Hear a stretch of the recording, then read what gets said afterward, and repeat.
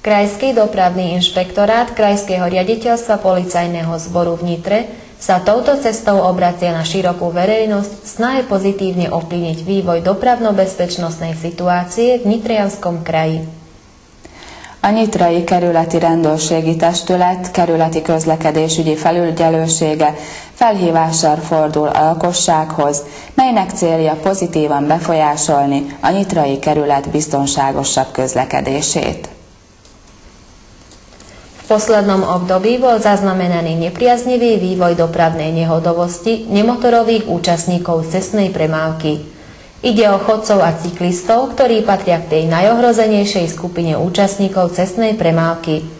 Z celkového počtu 68 usmrtených osôb pri dopravných nehodách v Nitrianskom kraji zaznamenaných za obdobie 10 mesiacov roka 2007 bolo takmer 50% nemotorových účastníkov cestnej premávky. Je potrebné si uvedomiť, že každý chodec aj cyklista je vystavovaný určitému riziku a je len v jeho záujme, aby sa snažil toto riziko čo najviac eliminovať. Za týmto účelom je treba vždy dbať na to, aby chodci aj cyklisti boli vždy dobre viditeľní. Pohybovali sa spôsobom, aký im zákon o premávke na pozemných komunikáciách predpisuje. Používali pri prechádzaní cez cestu vyznačené priechody pre chodcov a uvedomovali si zároveň aj podmienky vodičov za volantom. Az elmúlt időszakban kedvezőtlen tendenciát mutat a közlekedésben résztvevő, úgynevezett nem motoros résztvevők balesetének aránya. A gyalogosokról és a kerékpárosokról van szó, akik a legveszélyeztetettebb résztvevői a közúti forgalomnak. A Nyitrai kerületben a 2007-es év 10 hónapjában elvégzett felmérés szerint a közúti balesetekben elhunyt 68 áldozatnak fele, azaz 50%-a nem motoros résztvevő. Fontos tudatosítani, hogy a gyalogosok és a kerékpárosok nagyobb veszélynek vannak kitéve a motoros résztvevőkkel szemben, és hogy ez a veszély csökkenjen, ezért nekik is tenni kell. A látni és látva lenni elv alapján fontos, hogy jól láthatóak legyenek, főleg sötétedés után, és a közúti forgalomban pedig az előírt szabályok szerint kell nekik is közlekedni, tehát a gyalogosok az erre kialakított járdákat és átkelőket használják, és vegyék figyelembe ők is az autók kormánya mögött ülőket. Je potrebné ďalej zdôrazniť, že aj cyklista je v zmysle zákona vodičom nemotorového vozidla a platí pre neho zákaz požívania alkoholických nápojov, čo mnohí často podceňujú. Znovu upozorňujú na údaj zo štatistiky, ktoré hovoria o tom, že takmer pri každej 16.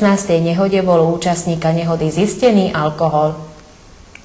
Fontos tudatosítani továbbá azt is, hogy a törvény szerint a kerékpáros is a forgalom nem motoros résztvevője, tehát rá is vonatkoznak a szabályok, többek között a szeszes italok fogyasztásának tilalma is, amit sokan alábecsülnek.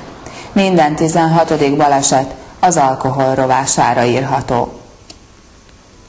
Bolo by teda veľmi dôležité, aby cyklisti boli vybavení svietiacimi prostriedkami a reflexnými vestami, a takisto aj chodci, ktorí sú nútení používať vozovku na tých miestach, kde nie sú chodníky. Môže zachrániť život jedna lampa, ktorú by mal držať v ruke, alebo reflexný prúžok, ale keď je možné, radšej používať chodník pre chodcov.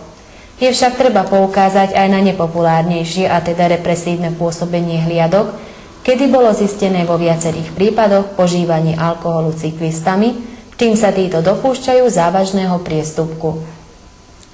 Nagyon fontos tehát, hogy a kerékpárok világító eszközökkel legyenek felszerelve, vagy pedig fényvisszaverő lapocskákkal. Hasonlóképpen a gyalogosok is, ha kénytelenek a közúton közlekedni, életmentő lehet egy kézben tartott lámpa, vagy fényvisszaverő csíkkal ellátott ruházat viselése, és amennyiben lehetséges, inkább a járdák használata.